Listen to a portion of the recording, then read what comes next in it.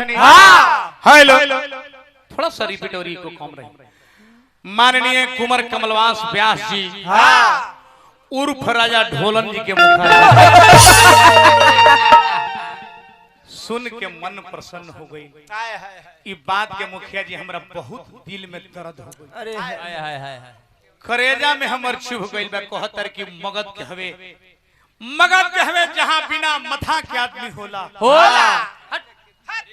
बताई मुखिया जी मगध बिना मथा के पगला गइल बड़े की पगलाए वाला बाड़े। अरे कटवावे जग हो गइल बड़े। मुखिया जी मगध विद्वानों की धरती है, मगध बलवानों की धरती है, अरे राजाओं की धरती है। मगध सम्राट का शोक चिन्ह आज भी पूरा सरकारी दफ्तर में मान्यता है। मगध का गौतम बुद्ध मगध में शांति पाए कहीं ज्ञान नहीं पे वो मेरा मगध ने दिया। सारा भारत की संस्कृति मेरा मगध ने दिया। बहुत बहुत घूम करके हर क्षेत्र से बुद्ध आए और ज्ञान उनको मगध में मिला। तो बिना माथा के आदमी कैसे है? हे राजा ढोलन अब पगला गइल जरासंध 18 बार भगवान कृष्ण को खेदा। वो मेरा मगध का राजा था। अशोक सम्राट हर संस्कृति मेरा मगध से चला है।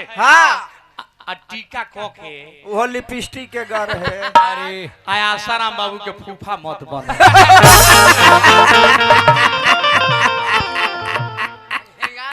एक जूता पिटाइल मुखिया जी। एक जूता पिटाई नहीं चाहे 10 जूता पिटाई नहीं, इज्जत तो गई। हमारा के कहतर की नाचा तारे लौंडा लेखा। इनका के देखनी नु नाचा। अरे ई का होला ई वीर कुंवर से नाचत रहे लड़ाई में।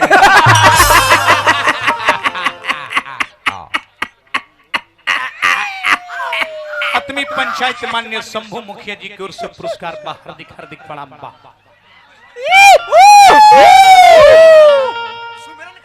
इस सुमिरन का गौतर मुखिया जी जगह एक से एक महारथी लोग बैठे हुए हैं। वक्ता से श्रोता लयदार हो खिले राजा ढोलन। बुढ़ा कबूतर जिसका शीशे का मकान होता है वो दूसरे के घरों में पत्थर नहीं फेंका कर दे, वरना कांच टूट जाते हैं तो और खतरनाक हो जाते हैं। का बंदना गौनी हो अब रुआ गर्जिए नहीं मुखिया जी। हनुमान चिनिया बेदा राजा होकर राज भोगो इटाढ़ी से सवेरे डुमरा में 1 क्विंटल बेदाम पहुंचा दी। धन है रुआ के माथा आदमी के देखनी। कुंवर जी माई के मंदिर में जाके सुमिरन गावत नहीं शर्म नहीं खियावत। कैसन हम भक्ति ले गनी है छठी माई के लय पर कितना सुंदर ले रहल है। रुआ का गौनी है बर्तन के दोष होता है। बर्तन के मिट्टी के ही पात्र बनाए जाते हैं मुखिया जी। तोहरी दही जमाने के लिए मिट्टी के पात्र बनाए जाते हैं। चूकर पानी पीने के लिए मिट्टी के पात्र बनाए जाते हैं। लबनी तारी चुवाने के लिए। अब लवनी में मुखिया जी छठ के परना के खीर कुंवर के मेहरारू बनाई तो दोषी के। ये क्या बंदना है माथा वाले आदमी? क्या बंदना गए हैं आप?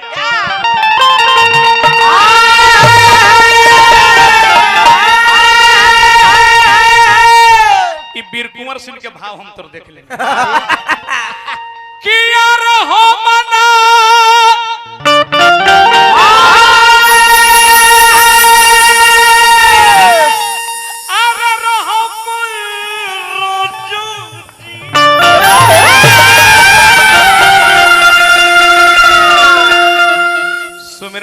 समय मुखिया जी का तेरे रहनी है। अब माई के मंदिर में अगरबत्ती ले जाके है माथा वाला आदमी जाके कह के ए माई हो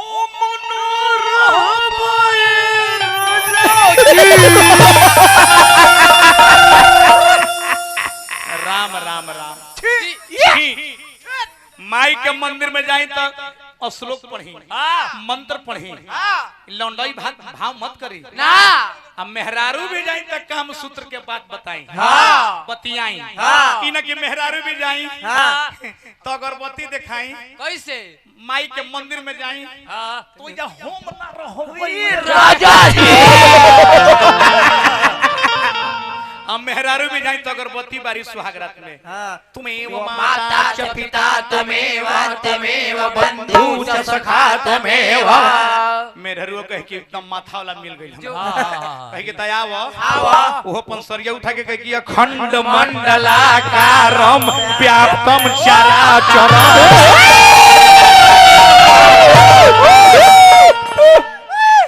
हे माथा के आदमी आधे जननी हम खड़ा हो सबसे और निमन दल में एगो उदय कलकार बारे एगो भक्त भगवान से कहता है मुखिया जी क्या ध्यान दे कुंवर जी श्री कृष्ण चंद्र मुकुंद आनंद कंद द्वंद विमोचनम करुणाकरम कमलापति कंजारुनायत लोचनम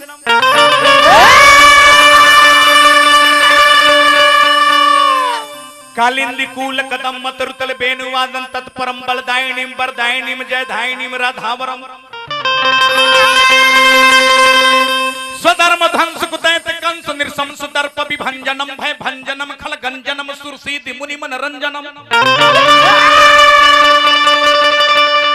प्रणमापि शोभा धाम श्याम ललाम कुंज बिहारिणीम रुजहारिणीम सुखारिणीम गोपाल गिरिवर भजन सुमरन में तारा बुझात नहीं खे ना हमरा के बिना माथा कहता अरे जाके मंदिर में कह पूरा एथी निकाल के ए माई हम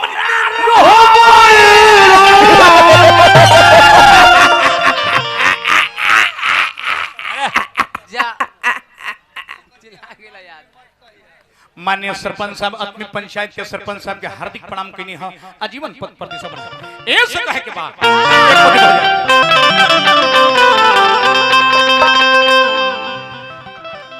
द्वापर में एगो द्रौपदी एगो दुशासन दुशासन सभा में चीर खींचे लगले आया है कि एकरा के हम लंगटे करो हाँ भगवान आके ऐसन चीर बढ़ोले मुखिया जी कि वो दिन ना बुझाइल के नारी पीछे सारी है कि सारी पीछे नारी है आया आज वही नु भारत है कुंवर जी आज वही भारत वही आसमान वही धरती आज 7-7 बरस के लड़के से मुखिया जी सामूहिक बलात्कार होके लागल बलात्कार करके लोग जान से मार देता धरती में गाड़ देता लेकिन एको राम और कृष्ण एको नहीं खनावत ना काहे नहीं खनावत काहे? ऐसे ऐसे माथा वाला आदमी के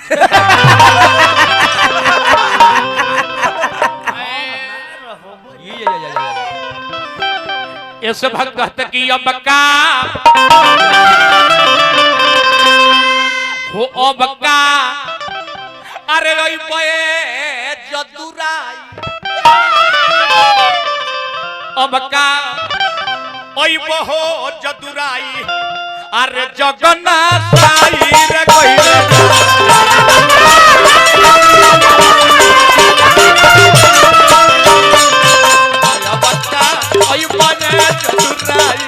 जगन्नाथ साई हो गईले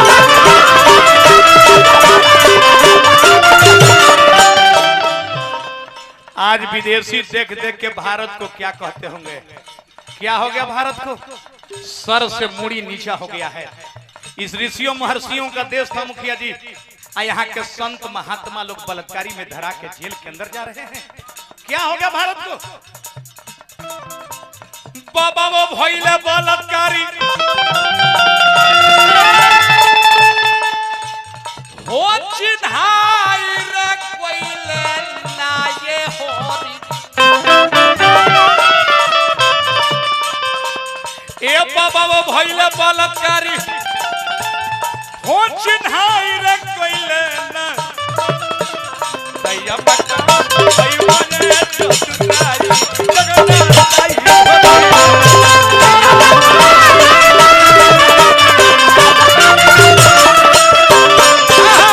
बका भई बने चतुराई जगन्नाथ हो गई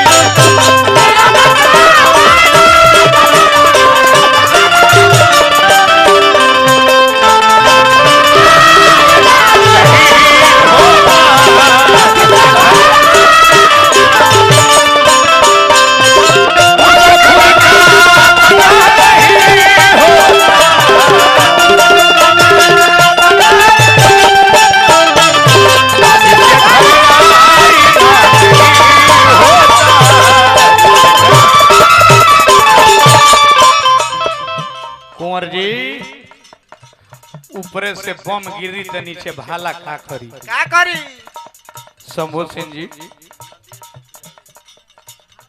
मुखिया पद के प्रत्याशी लालू यादव सुमन शर्मा जी की ओर से धनेश चौकदार जी की ओर से पुरस्कार बा हार्दिक हार्दिक प्रणाम बा ऊपरे से बम गिरी कुंवर जी तब भाला का करी जहां नदियां सूख गइल बा उ नाला का करी अरे जेकर दिल पवित्र नहीं है तो कर खातिर केवाला का करी आ टीका लगा के बिना मतलब के लोग बात कहत समाज में सन चोर खातिर ताला का करी ऐसे कहतनी है मालिक ये धरती के अब धंस जाए के चाहिए अरे धरती फटत रे नहीं थी पपियल के पाप से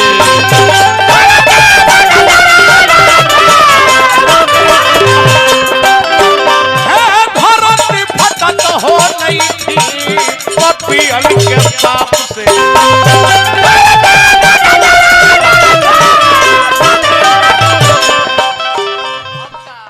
नमवा पर बोली जबरियो देखे गोली हम भुला गए अतमी हमरा भैया शंभू यादव जी बड़ दुलार प्यार भगवान पद प्रतिष्ठा नारायण जी बनौले बाकी शंभू भैया ई धरती के फाट जाए के चाहिए धरती फटत रे नइखी पपियल के बाप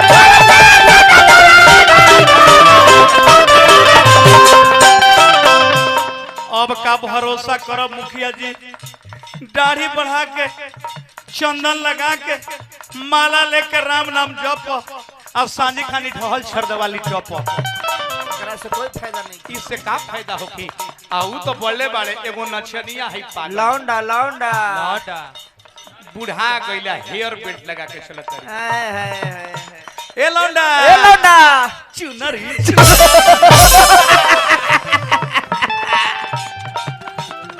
अब का भरोसा आशा राम जी के जाप से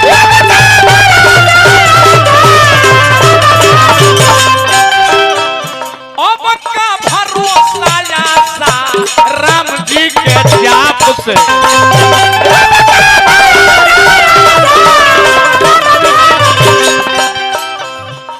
पतिया कहे सुदर्शनवा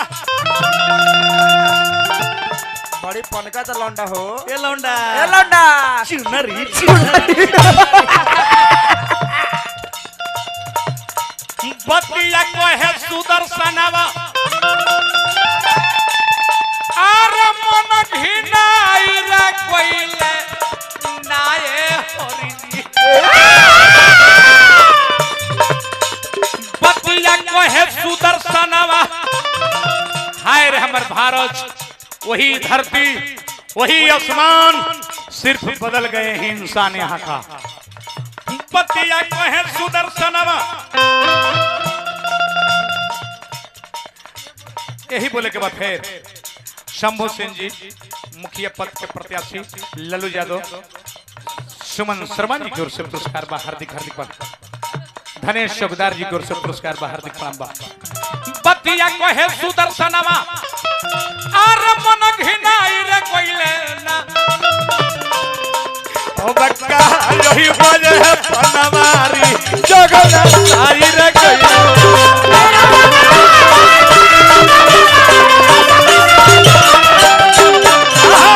बक्का यही हो जो दुराई जगना साई हो कोइले